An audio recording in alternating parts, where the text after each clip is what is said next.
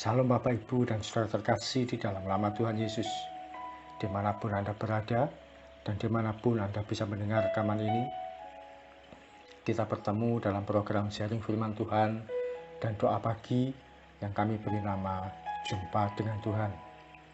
Pada pagi hari ini saya ajak untuk kita semua merenungkan kebenaran firman Tuhan dari Matius 2 ayat 11. Firman Tuhan mengatakan, "Maka masuklah mereka ke dalam rumah itu dan melihat anak itu bersama Maria ibunya, lalu sujud menyembah dia. Mereka pun membuka tempat harta bendanya dan mempersembahkan persembahan kepadanya, yaitu emas, kemenyan, dan mur." Ada hal menarik dari kisah orang Majus ini saat datang pada Yesus. Mereka menemui bayi Yesus yang dianggap sebagai bayi raja itu, lalu sujud menyembah dia. Setelah menyembah, yang dilakukan yaitu mereka membuka tempat harta bendanya dan memberikan persembahan. Kita mengenal persembahan itu terdiri atas emas, kemenyan, dan mur. Bapak, Ibu, dan saudara terkasih, reaksi seseorang ketika mengikut Tuhan Yesus dan menyatakan diri sebagai pribadi yang menyembah dia, maka semestinya adalah memberikan sesuatu untuk Tuhan. Ada sesuatu yang kita serahkan untuk Tuhan tanpa kita minta kembali. Sekali lagi, ketika kita mengikut Tuhan Yesus, mestinya kita memberikan sesuatu yang terbaik untuk Tuhan tanpa kita berharap untuk kembali.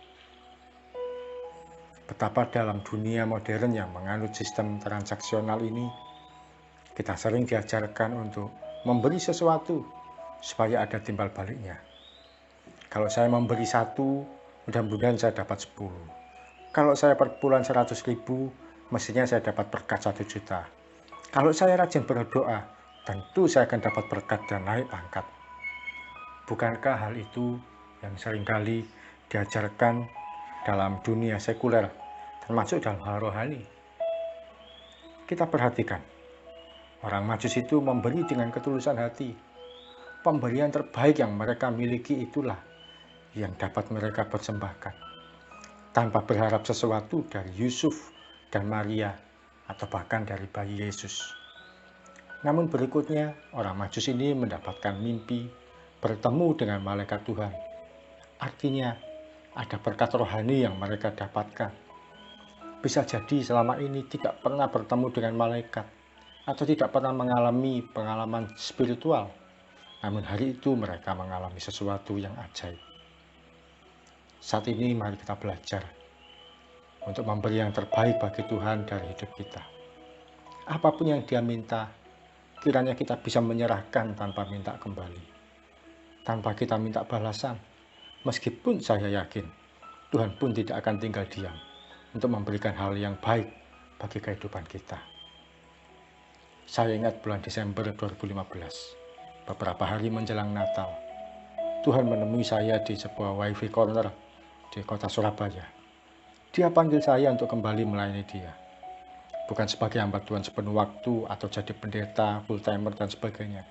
Tidak, saat itu Tuhan hanya minta untuk saya melayani Dia. Setelah sekian lama, 9 tahun saya meninggalkan Tuhan. Saya tidak lagi punya hubungan pribadi dengan Tuhan. Tidak lagi punya jam doa. Tidak lagi melayani. Dan sudah jauh meninggalkan Tuhan. Saat itu Tuhan panggil saya untuk melayani Dia sesuai kemampuan saya. Hari itu 21 Desember. Saya respon untuk memberi diri melayani Tuhan melalui HP yang saya miliki atau melalui media sosial yang seringkali saya gunakan. Saya tidak berpikir dapat apa ketika melayani, berhasil atau tidak, dapat gelar atau tidak. Tapi 21 Desember 2015 itu titik balik bagi kehidupan saya untuk mengikut Tuhan. Dan saya berikan yang terbaik dari hidup saya. Saya berikan waktu saya, kemampuan saya, hati saya, dan segala hal terbaik yang ada pada saya, yang sebelumnya saya berikan untuk dunia, saya persembahkan untuk Tuhan.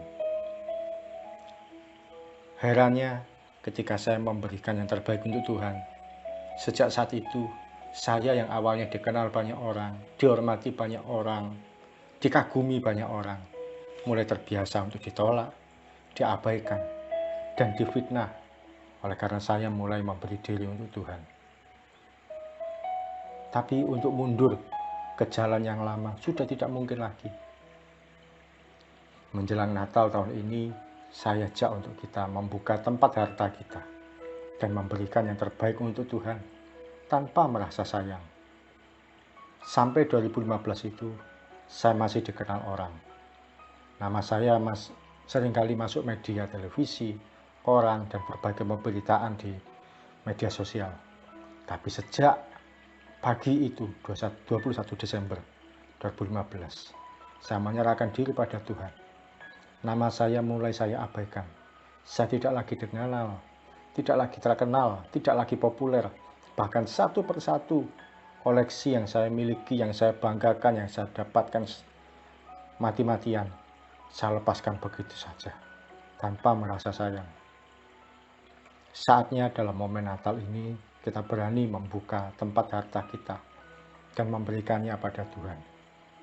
Bisa jadi yang kita serahkan itu berupa popularitas, nama baik, waktu, keuangan kita, jabatan kita, rasa ingin dihormati, karir yang baik, hobi dan kesenangan, dan sebagainya.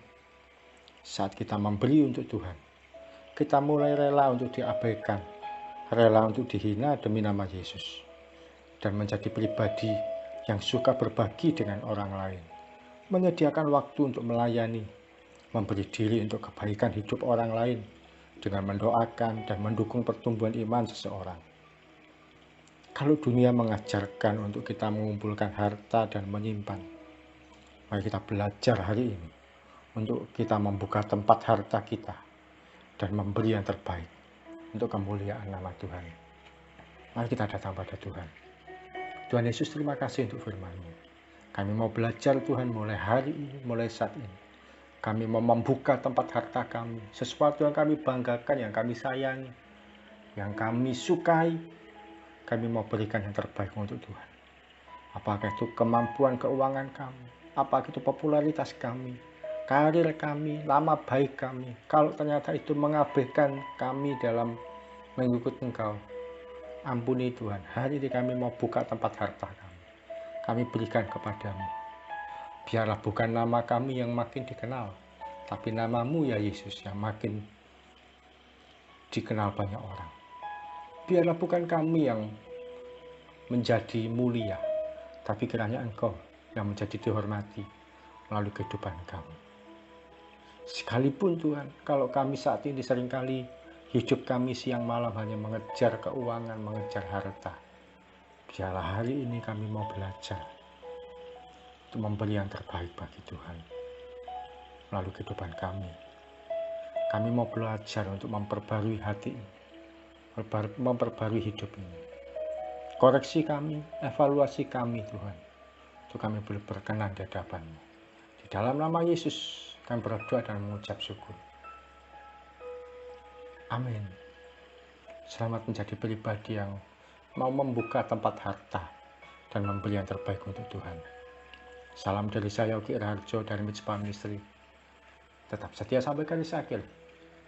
Tuhan Yesus memberkati.